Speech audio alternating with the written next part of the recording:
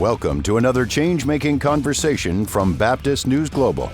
You're listening to a special podcast series titled Highest Power, Church and State, featuring writer, poet, and musician Rick Pidcock.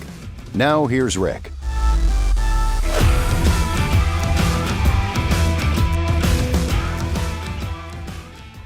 On Wednesday, September 10th, 2025, at 12:23 Mountain Time, the conservative activist and founder of Turning Point USA, Charlie Kirk, was assassinated during an event at Utah Valley University. It was a moment that shocked and horrified people across the political spectrum, leading to officials from both parties condemning violence, as well as to grief for those Kirk left behind, namely his wife and 2 daughters. Nobody deserves to be assassinated, no matter their political views, and nobody deserves to lose their husband or father. So who was Charlie Kirk? Mara Richards-Bim profiled Kirk in a piece for Baptist News Global earlier this year titled, How Charlie Kirk Went from College Dropout to Trump Influencer.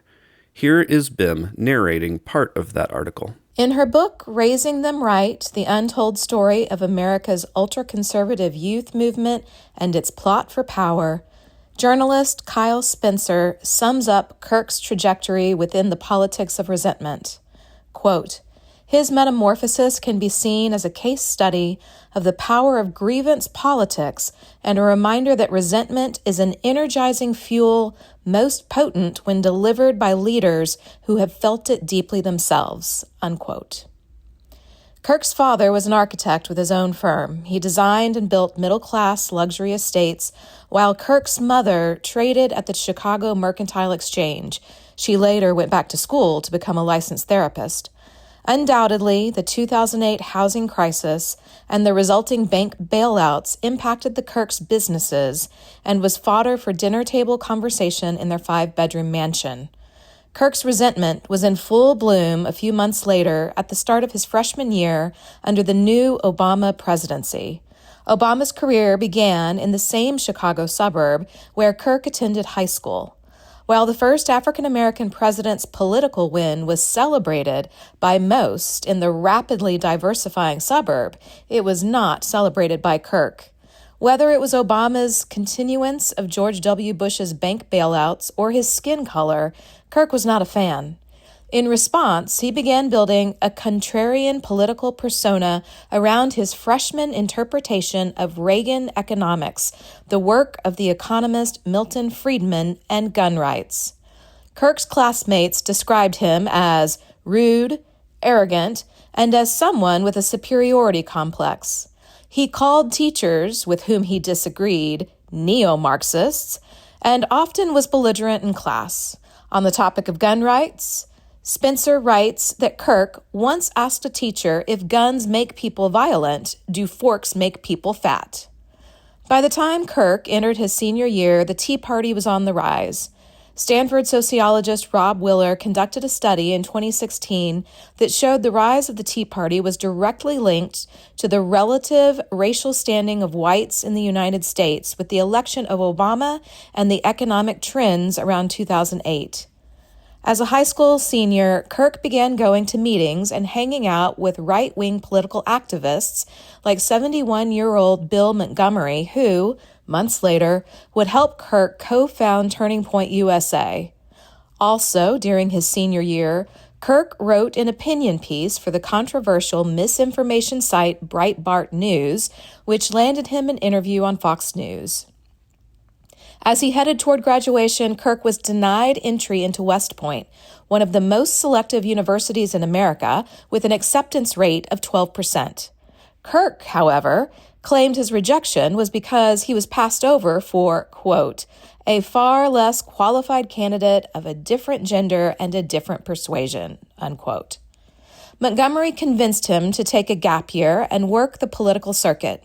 Using money he received for his high school graduation, Kirk launched TPUSA with Montgomery. He was 18 years old.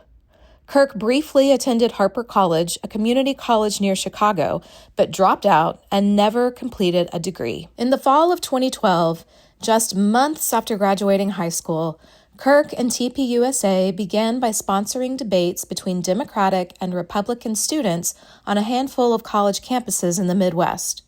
He also attended the Republican National Convention, where a chance meeting with multimillionaire investor Foster Friess in a stairwell led to an infusion of cash into TPUSA. After Obama won a second term in fall 2012, Kirk and TPUSA became integral to the infighting within the Republican Party. Kirk spent the next 3 years touring the country to speak at a variety of Republican and primarily Tea Party events. The Tea Party, having seen Republicans lose again in the 2012 presidential election, was livid and organizing. The target of their vitriol was the Affordable Care Act, which they dubbed Obamacare, and they were mobilizing to take over the Republican Party. One such event was in June 2013 with then-Congressman Steve Daines, now Senator, Montana's then-Attorney General Tim Fox, who left office in disgrace after signing onto a lawsuit challenging the 2020 election results, and former Montana Senator Ryan Zink, who later served as Trump's first Secretary of the Interior and is now a representative for Montana. Quoted afterward in the Montana Standard, Kirk said he started TPUSA and was hanging out with right-wing Tea Party activists specifically because he was frustrated with the, quote, too bureaucratic, young Republicans who were unwilling to try new approaches to organizing. By the time Donald J. Trump came onto the scene, Kirk had secured a spot within the remade Republican Party. More important, after marinating in resentment politics for several years, Kirk was a true believer. Much has been written about Trump's success at tapping into this grievance culture. Kirk, like many young white men who did not attend college, relished Trump's offensive behavior and rhetoric. They felt seen again, and they began acting out and amplifying the behavior of their new leader. From there, Kirk teamed up with Trump for the 2016 election, became friends with Donald Trump Jr., and started Turning Point Action. He published a professor watch list that exposes liberal professors, which is ironic since the right claims he was simply in favor of innocent dialogue. When alt-right white supremacist groups started being drawn to Kirk after their march in Charlottesville, Kirk began appearing together with neo-Nazis such as Milo Yiannopoulos. With his popularity growing on social media and at college campuses, Kirk started arguing against the separation of church and state. He said in 2022, "There is no separation of church and state. It's a fabrication. It's a fiction. It's not in the Constitution. It's made up by secular humanists. It's derived by a single letter that Thomas Jefferson wrote to the Danbury Baptist Convention." In her piece, Bim concludes, quote, TPUSA faith has intertwined an extreme version of Christianity with the populist, grievance-driven nationalist movement. Those who attend cannot differentiate between which elements of the TPUSA faith events are worship service and which are political rally. The music, the lighting, the sermons, and the calls to spiritual warfare on behalf of Trump bleed into calls to mobilize voters. And most of the events take place within the walls of actual churches, further blurring the boundary between what is Christianity and what is political extremism. And that's the point.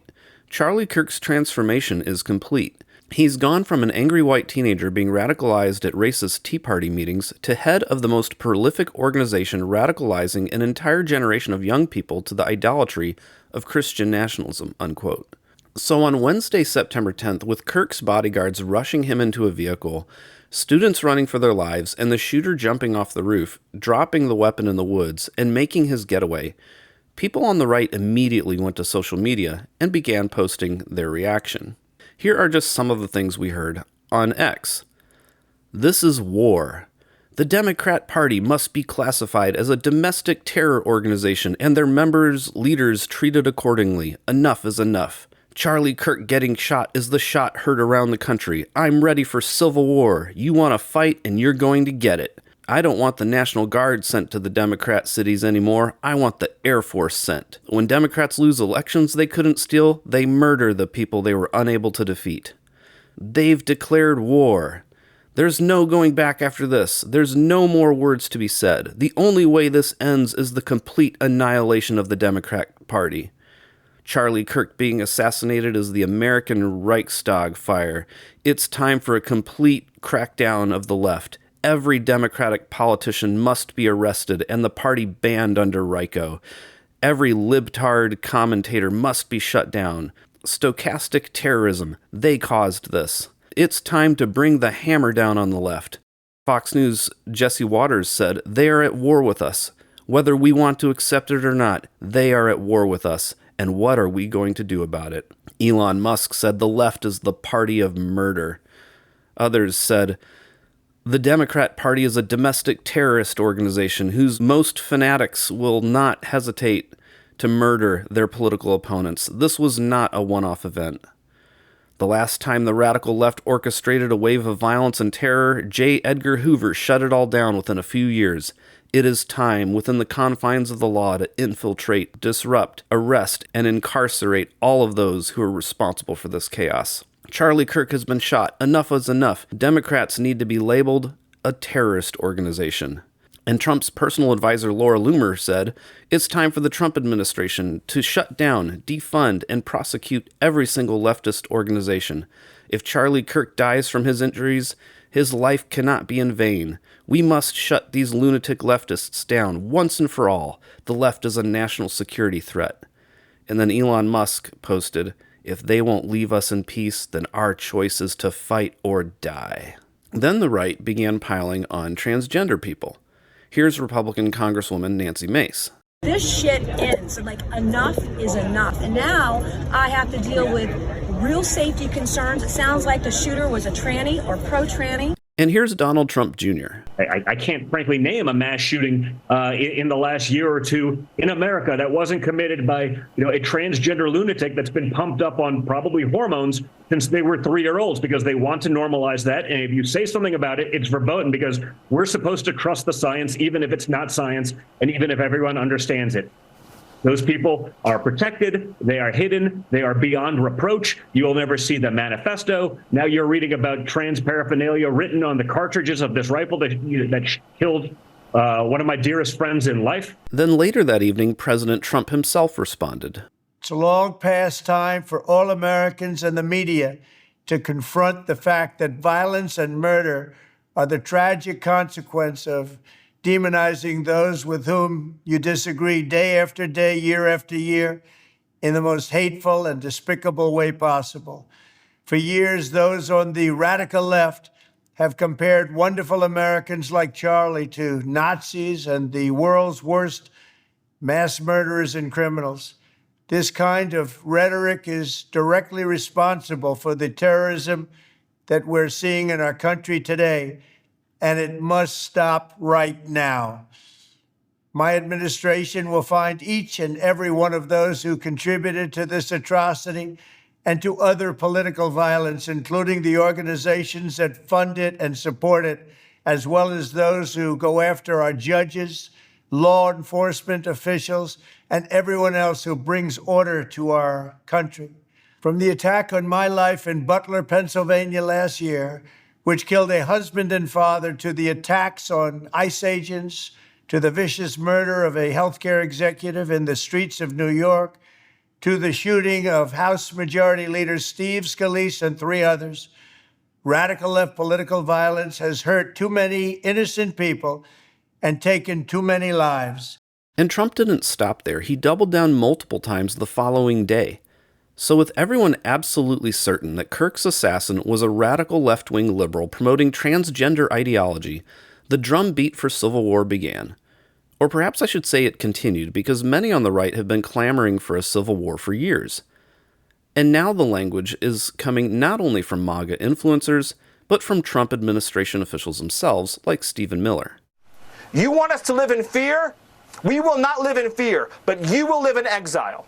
Because the power of law enforcement under President Trump's leadership will be used to find you, will be used to take away your money, take away your power, and if you've broken the law, to take away your freedom, Sean. And it's spilling over into the MAGA masses themselves. Mr. President, I implore you, call for a civil war. Call for a civil war and let us do our thing.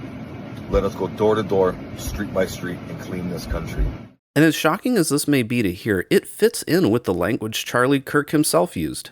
I want to watch that execution. That'll make my day better. I want to see him on a public block and get him be publicly executed. And I think that would be justice. You think children should have, you should see it? What is the age? At what age should you start to see public executions? 16. I think you could do it earlier. I think you maybe at age 12, Whenever, like 6th grade or so. You are a person, they're old enough to, you don't need to like really wallow in it and have them be broken on a wheel or anything. But if it was something like chopping, if we had a guillotine or something. 12-year-old children watching decapitations on live TV? Really? Is that what we've come to? He also wanted the nation to consider putting President Biden to death. A lot. I mean, Joe Biden is a bumbling, dementia-filled, Alzheimer's, corrupt tyrant who should honestly be put in prison and or given the death penalty for his crimes against America. And if none of that is disturbing enough, listen to how he wants it all to go down. In fact, I even think that we should bring back, public executions on certain people. No, but think about it. I think that, and you guys should laugh, it should be public, it should be quick, it should be televised. By the way, you could fund the government to watch it. You could have brought to you by Coca-Cola. And no, I'm not kidding. Imagine sitting down with your 12-year-old to watch a live decapitation, and when it comes on from commercials, hearing some NFL-style bumper music and a voiceover talking about Coca-Cola.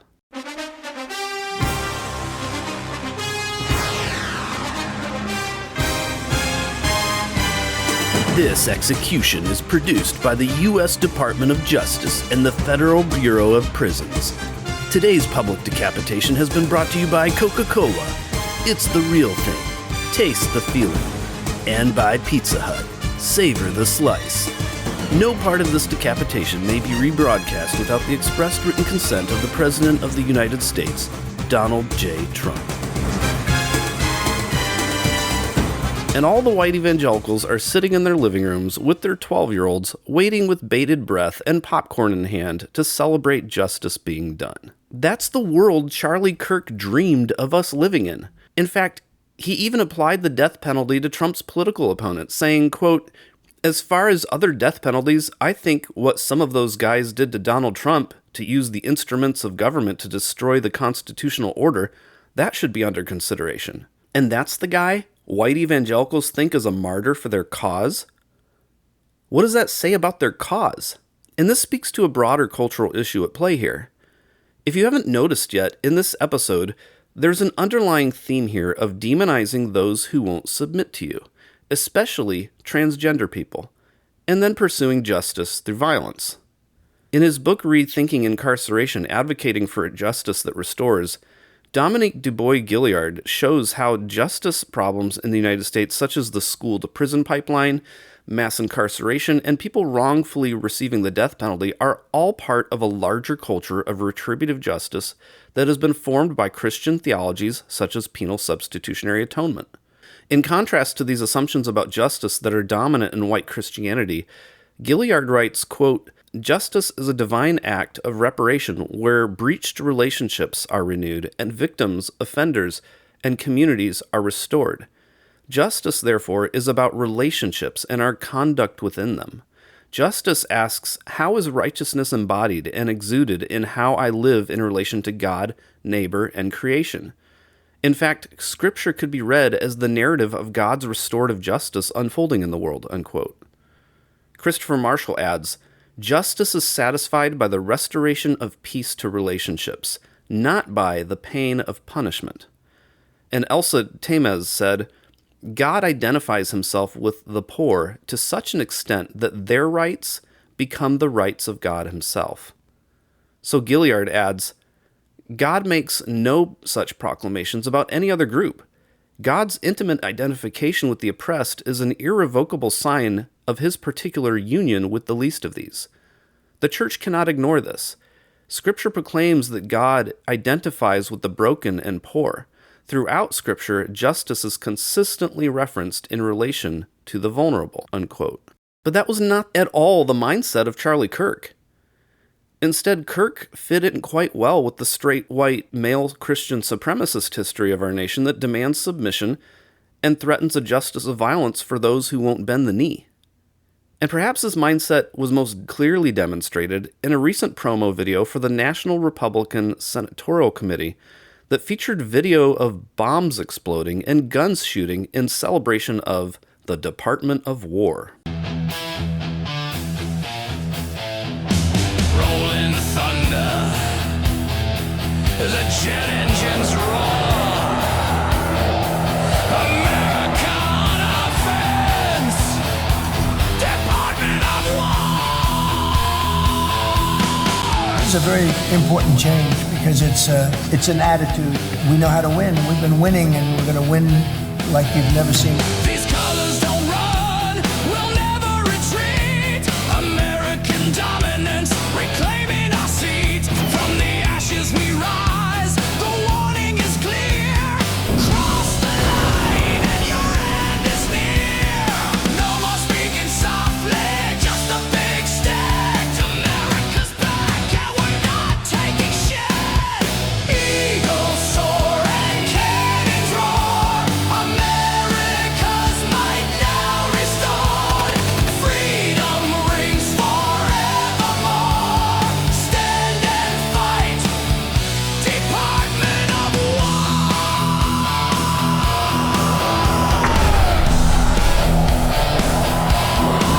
Raise our flag, raise it high. Sound the thunder, do or die. Freedom rings to our core. You don't want this smoke, Department of War. Cross the line and your end is near. No more speaking softly, just a big stick. America's back and we're not taking shit. When you say the U.S. is a Christian country and your gospel defines justice as violent retribution, don't be surprised when your country has a long-standing problem with trying to make things right through violent retribution. And make no mistake, that's exactly what the white evangelical gospel says. We've demonstrated this quite clearly on this podcast. If you want some rather chilling audio evidence, go check out episode 36 on Alligator Alcatraz. To white evangelicals, justice is retribution through the violent punishment of Jesus on the cross, or through the violent punishment of people in hell. And in each case, the violence is the justice. Of course, at this point in the conversation, people tend to say political violence is a problem on both sides, and at some level that's correct. But it's important to move beyond that generality and consider the specifics. According to the Public Religion Research Institute, quote, Republicans are 2.5 times more likely than Democrats to support political violence. 1/3 of Republicans, 33%, believe that true American patriots may have to resort to violence to save the country, compared with 22% of independents and 13% of Democrats. Even among Republicans, you can see the influence of the MAGA movement. Republicans who hold favorable views of Trump are nearly 3 times as likely as Republicans who have unfavorable views of Trump, 41% versus 16% respectively, to agree that true American patriots may have to resort to violence to save the country. More than 3 in 10 white evangelical Protestants, 31%, compared to no more than 1/4 of any other religious group, agree that true American patriots may have to resort to violence to save the country. Notably, church attendance has no mitigating effect on support for political violence, unquote. So sure, there are percentages of people willing to commit violence on both sides, but the problem is by no means equal on both sides. Democrats need to be concerned about around 1 in 10 of their people, while Republicans need to be concerned about around 1 in 3 of their people, and MAGA needs to be concerned with 4 in 10 of their people. No matter where we look, whether at Democrats, independents, a general Republican, or MAGA Republicans, there's a decent chance with those numbers that some unhinged people here are going to commit violence. So with that in mind, where does the shooter Tyler Robinson fit into all this? As we've heard so far, Republicans everywhere, including Trump himself, have been saying Robinson is a left-wing radical who wrote transgender ideology on the ammo. But how would Robinson turn so liberal and violent when his family was such strong Republicans? In an interview with CNN, a former classmate said, quote, "When I knew him and his family, they were like diehard Trump. When this happened, I was like, I don't know what changed," unquote. A neighbor said, "I thought he was a Republican, but I guess I was wrong about that." And what did those odd messages on his ammo mean? As time went on, journalists began to uncover info that perhaps Tyler Robinson was actually quite possibly a product of the far right. For one, he grew up around guns. There were pictures on social media of him shooting at young ages. Also, his family is very Republican. And of course, that doesn't necessarily mean anything because look what happened to me. Many of us change our politics over time. At one point, he wore a Donald Trump costume for Halloween. But then he spent a semester at college, and that's led a lot of Republicans to say that's where he was suddenly radicalized by the left. But despite how terrified Republicans are of the supposed indoctrination of college education, it's not likely that college professors in Utah were such radical leftists with such mesmerizing power that they turned him into an extremist Democrat poised to commit an assassination after just 4 months. Not to mention, if he was so radicalized by his professors in one semester, why did he leave? Wouldn't he want to learn more from them? There's a picture of Robinson squatting in what's called a Slav squat, like a cartoon Toad character called Pepe the Frog, which is popular among young men of the extreme right. These young men are known as the Groypers. They're even referred to as the Groyper Army. The bullet that killed Kirk had the words, "Notices bulge OWO, what's this?" written on it, which is a meme used by those on the extreme right. The "Hey, fascists catch" set next to the arrow symbols are button combinations for a fascist video game called Helldivers 2. Another casing had lyrics to the anti-fascist song Bella Ciao, which is popular on Groyper Spotify playlists. But if they're on the right, why would they be against Charlie Kirk and Donald Trump specifically? One of their leaders is Nick Fuentes, and here is Fuentes talking about Charlie Kirk. And it just goes to show, by the way, Charlie Kirk, who a week ago said, I'm doing a focus group. I'm open to a contrary opinion on Israel and Palestine. He's now doing damage control on their behalf. And one has to wonder, is he being paid by Israel? Without a doubt, the answer is yes. For Charlie Kirk to go on his show today and say, there is no forced starvation, here comes a rabbi to tell us why, without a shadow of a doubt, he is being paid by them. That is why he is doing damage control on their behalf, because he is on their payroll. And someone who is on the payroll of a foreign state making excuses for war crimes is not somebody that you can trust on anything. That's not somebody that you can take the good with the bad. How can anybody take him seriously as a Christian? How can you go up there and pretend to be a godly man? Why? Because you tell people to get married? Oh, look, I have my kid. You know, he posted the other day, he's on Fox and Friends, and his daughter runs up and jumps into his lap. And we're supposed to look at this carefully manicured public relations material and say, aw, what a family man. What a good Christian. He's practically a pastor, the way he evangelizes the young. Well, it's a good thing Charlie Kirk's daughter doesn't live in Gaza, because his daughter would have been fucking murdered. It's a good thing Charlie Kirk's daughter was born to a rich man in America who lies for a living and is paid by billionaires to do it, and wasn't born in Gaza, because if Charlie Kirk, the family man, if him and his family were over there, if they were born in the wrong place at the wrong time, they would be getting shot in the back of the head for trying to get food and water while they were starving to death by the Israelis that they defend. And that's disgusting.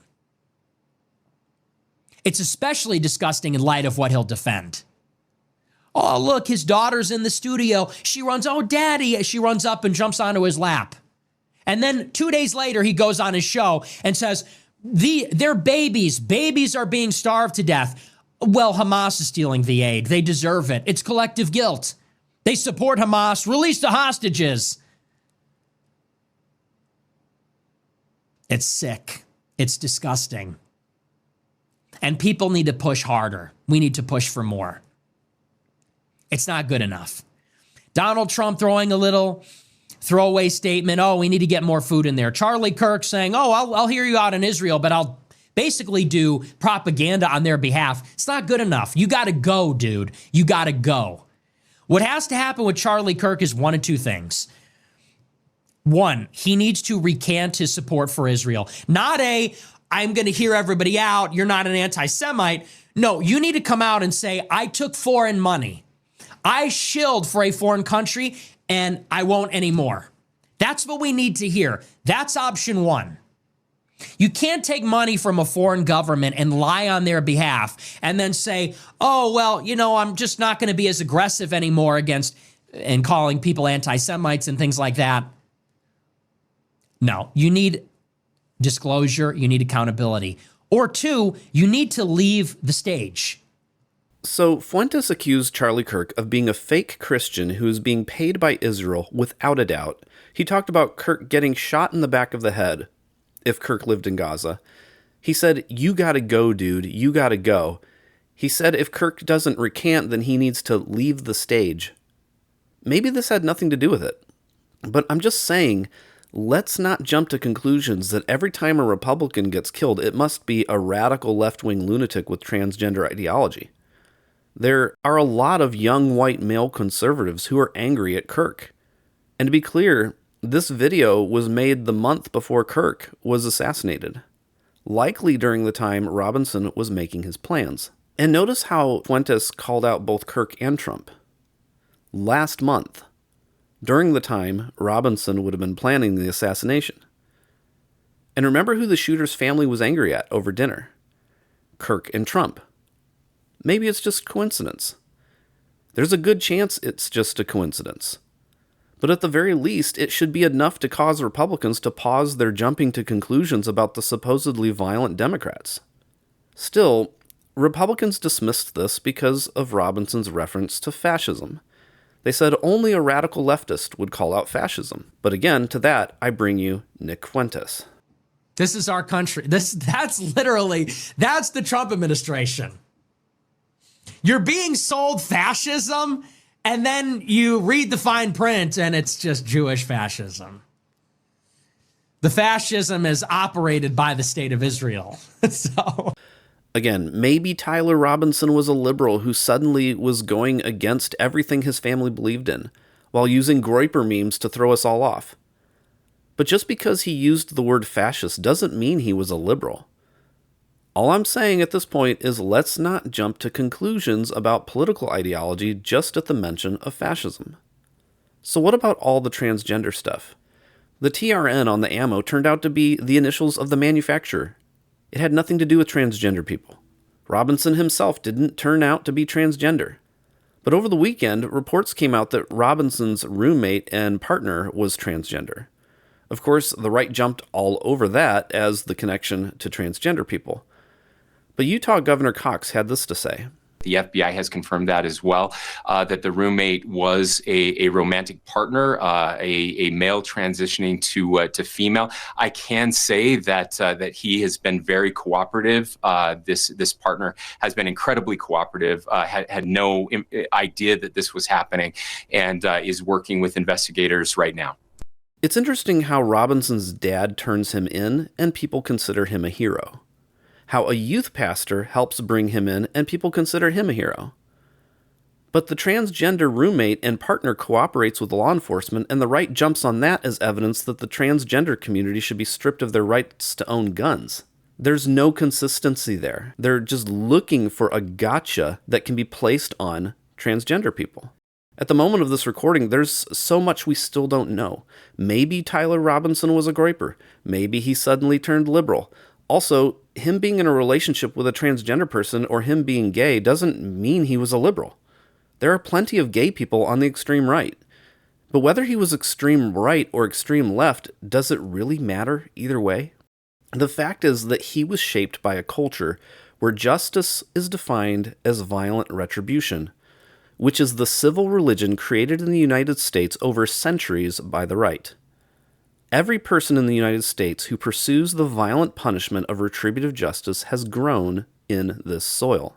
The right has shaped our nation's civil religion for centuries to create hierarchies of race and ethnicity and to pursue justice as violent retribution. That's why we have the gun violence problems, the school-to-prison pipelines, and the mass incarceration problems we have. Violent retribution is now the water we swim in, the air we breathe, because our culture has been shaped for centuries by communities who celebrate it. one frustrating thing today is we're being told to give empathy for a man who criticized empathy as a, quote, new age made-up term.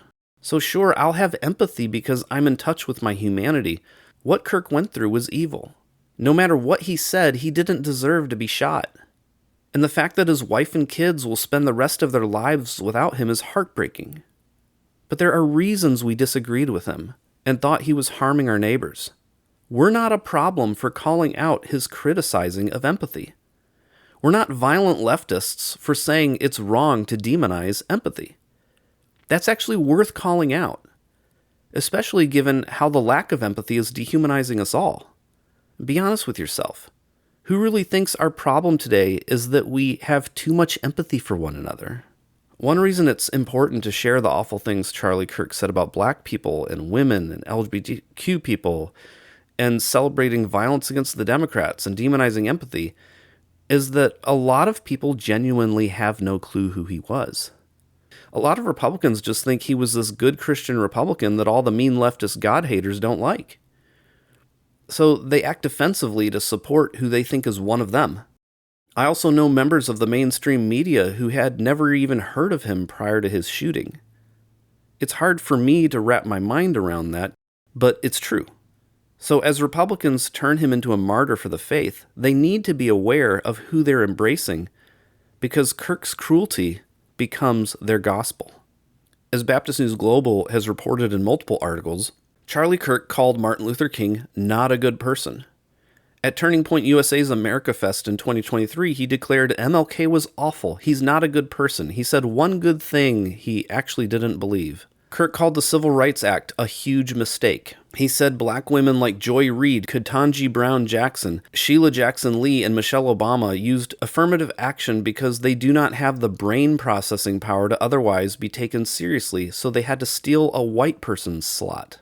He said, I think it's worth the cost of unfortunately some gun deaths every year, so we can have the Second Amendment to protect our other God-given rights. That's a prudent deal. He said, I can't stand the word empathy, actually. I think empathy is a made-up New Age term that does a lot of damage. He said, Democrat women want to die alone without children. He said, we don't have enough people in prison in America. We need a lot more prisoners. He has said that the concept of white privilege is a myth and a racist lie. He claimed that Democratic immigration policies were aimed at diminishing and decreasing white demographics in America. He called George Floyd a scumbag. He said, if I see a black pilot, I'm going to be like, boy, I hope he's qualified. He promoted misleading claims about the efficacy and safety of COVID-19 vaccines. He spread falsehoods about the 2020 presidential election and the January 6th attack on the U.S. Capitol. He said the biblical model for women in romantic relationships is to find a partner who is a protector and a leader. He advocated for parents never to let their daughters receive prescriptions for birth control medication because he said that the pills make women angry and bitter. And he called Russia's 2022 Ukraine invasion a border dispute, and said what's happening at the U.S. southern border matters a lot more. That's how Charlie Kirk chose to spend his life. That's what he chose to do with his platform. But Republicans are calling him the new MLK Jr. They're calling him a civil rights activist, despite him saying the Civil Rights Act was a mistake, and despite all the negative things he said about black people. Remember, MLK Jr. said, quote, hate multiplies hate, violence multiplies violence, and toughness multiplies toughness in a descending spiral of destruction. He said, the chain reaction of evil, hate begetting hate, wars producing more wars, must be broken, or we shall be plunged into the dark abyss of annihilation. But while spreading hate, violence, and toughness, Kirk called MLK Jr. not a good person and awful. So to turn someone who said the Civil Rights Act was a huge mistake into a civil rights leader is a total joke and a mockery of black people everywhere. And now the right is creating databases where they can report anyone who doesn't respond on social media as the right thinks they should, so that people can contact their employers and demand they be fired. And sure, there have been some posts that have crossed the line in my opinion. But it's not as much as the right is acting like it is. And a lot of it can be open to interpretation. And do any of us really trust the right's interpretation of our words right now? Ironically, they don't seem to care at all about Fox News host Brian Kilmeade saying we should execute homeless people. He can say that on Fox News and nobody cares. But say something they don't approve of regarding Charlie Kirk, and suddenly your employer is going to get flooded with demands for your job. And how are white evangelicals responding? Of course, there are plenty of Christian nationalists who are turning him into a martyr. In fact, white evangelicals are now sharing an AI video of Charlie Kirk talking about how he died for his faith, and then introducing evangelicals to some of his new friends, the other martyrs he just met in heaven. I'm Charlie. My faith cost me my life, but now I stand forever in glory with those who also stood firm. So at this time, I'd like to introduce you to some of my brothers and new friends. My name is Paul, and I was beheaded for the gospel of Jesus Christ. My name is Andrew, and I was crucified for following the cross of Christ.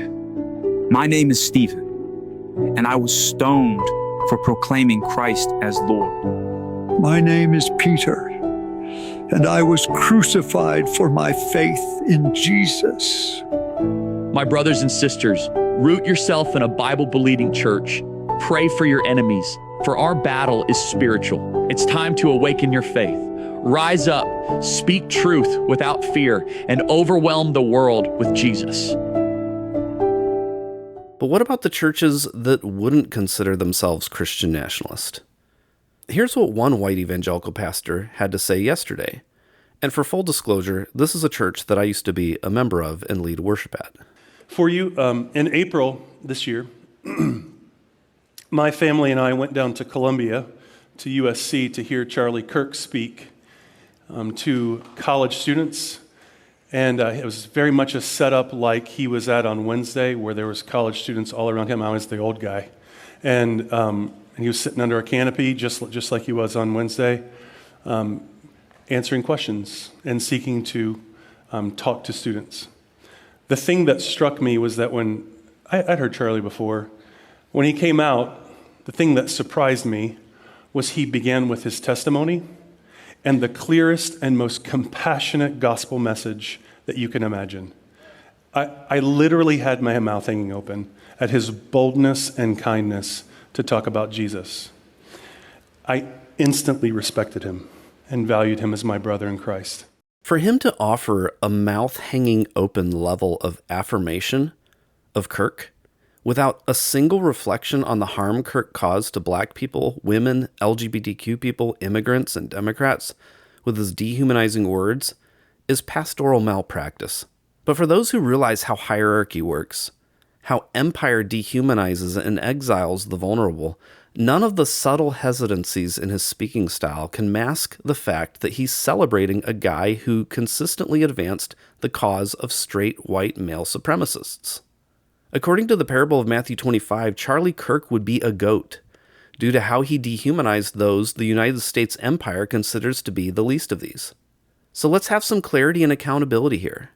If your pastor talked that glowingly about Kirk on Sunday without mentioning a single word of the harm Kirk caused or of the pain members in your congregation may feel from Kirk's words, then you're attending a church with a pastor who sides with the goats. It's especially disgusting when you hear the claps in the background, or when you know people in the church who felt so hurt by his words that they had to get up and leave, or others who were too frozen to leave. In contrast to the white evangelical response, Reverend Joash Thomas said, quote, "Something I've been hearing from folks with the recent deaths of empire-shaped public voices claiming the name of Christ, James Dobson, John MacArthur, Charlie Kirk, etc., well, at least he preached the gospel." Then Thomas adds, "It's clear that these well-meaning evangelicals have a drastically different understanding of the gospel than the historical global church and Jesus' definition in Luke 4:18. If it's not good news to our poor and oppressed neighbors, it's not the gospel of Jesus." But in cases like one of the pastors at my former church, it's like the moment they hear someone talk about Jesus or penal substitutionary atonement, they lose any recognition of harm that's being done. Suddenly, they don't have any recognition of how the dehumanizing words that follows is harming the poor and the oppressed. That's coming from a place of privilege. It's coming from a place of ignorance. At least I'll give them the benefit of the doubt and say it's ignorance, at best. So in closing, since Charlie Kirk chose to use his platform to dehumanize those who straight white male supremacists suppress, I'd like to close today's episode by sharing the words of Pastor Howard John Wesley of Alfred Street Baptist Church in Alexandria, Virginia. Charlie Kirk did not deserve to be assassinated.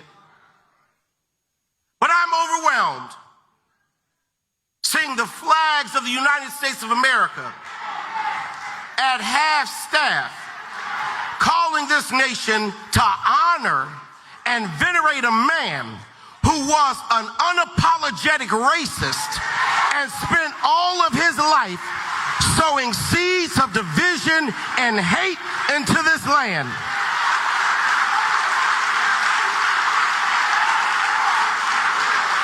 And hearing people with selective rage who were mad about Charlie Kirk but didn't give a damn about Melissa Hortman and her husband when they were shot down in their home, tell me I ought to have compassion for the death of a man who had no respect for my own life. I am sorry, but there's nowhere in Bible where we are taught to honor evil. And how you die does not redeem how you lived. You do not become a hero in your death when you are a weapon of the enemy in your life.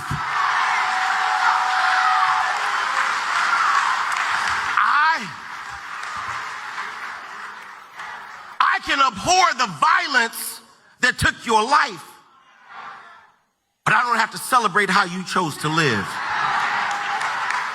I am overwhelmed. Thank you so much for listening. Please like, subscribe, and rate us on your favorite podcast platform, and we'll be back with another episode on Thursday. This has been another change-making conversation from Baptist News Global. The episode you've just heard is part of a special podcast series titled Highest Power, Church and State.